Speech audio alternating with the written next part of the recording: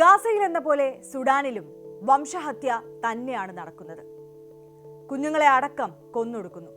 സ്ത്രീകളും കുട്ടികളും ബലാത്സംഗത്തിന് ഇരയാകുന്നു. കഴിഞ്ഞ 2.5 വർഷത്തിനിടെ 1.5 ലക്ഷത്തിലധികം പേരാണ് കൊല്ലപ്പെട്ടത്. സുഡാനിലെ അർദ്ധസൈനിക വിഭാഗമായ റാപ്പിഡ് സപ്പോർട്ട് ഫോഴ്സ് വെടിനിർത്തലിന് തയ്യാറാണെന്ന് വ്യക്തമാക്കിയതോടെ ആഭ്യന്തര കലാപം താൽക്കാലികമായി സമാധാനത്തിലേക്ക് നീങ്ങുകയാണ്. ശാശ്വത പരിഹാരം ആയിട്ടില്ല. ചരിത്രകാലം മുതൽ സുഡാന് ഈ അരക്ഷിതാവസ്ഥ ശീലമാണ്.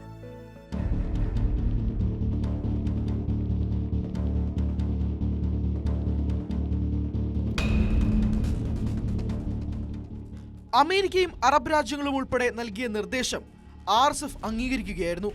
മനുഷ്യക്കുരുതി എല്ലാ പരിധികളും ലംഘിച്ചതോടെയാണ് സമാധാന ചർച്ചകൾക്ക് വഴിയൊരുങ്ങിയത്. എൽ ഫാഷർ നഗരം പിടിച്ചെടുത്തതിന് ദിവസങ്ങൾക്ക് ശേഷമാണ് മാനുഷിക മൂല്യങ്ങൾ പരിഗണിച്ച് താൽക്കാലിക വെടിനിർത്തൽ നിർദ്ദേശം RSF അംഗീകരിച്ചത്. ഭക്ഷണം ഉൾപ്പെടെയുള്ള മാനുഷിക സഹായങ്ങൾ എത്തിക്കാനാണ് ഈ നീക്കം.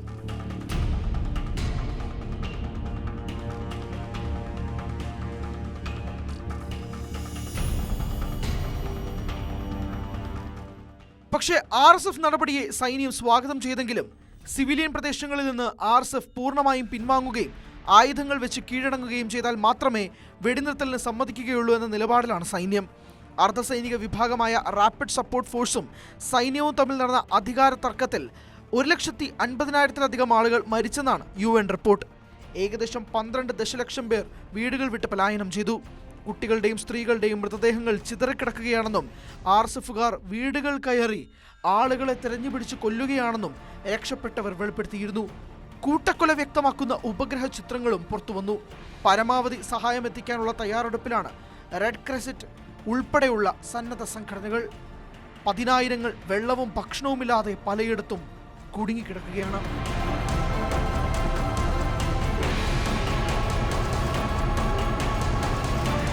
അമേരിക്ക അടക്കമുള്ള പാശ്ചാത്യ രാജ്യങ്ങളും സംഘർഷത്തിൽ ആരുടെ ഒപ്പം നിൽക്കണമെന്ന ആശയക്കുഴപ്പത്തിലാണ്. പെട്ടെന്നുള്ള മധ്യസ്ഥത യുദ്ധത്തിനപ്പുറമുള്ള സങ്കീർണതയിലേക്ക് കാര്യങ്ങൾ എത്തുമെന്ന കണക്കുകൂട്ടലിലാണിവർ. അതുകൊണ്ട് തന്നെ യുദ്ധം അവസാനിപ്പിക്കാനുള്ള ഇടപെടലുകളും അന്താരാഷ്ട്ര ശക്തികളുടെ ഭാഗത്തു നിന്നുണ്ടാകുന്നില്ല.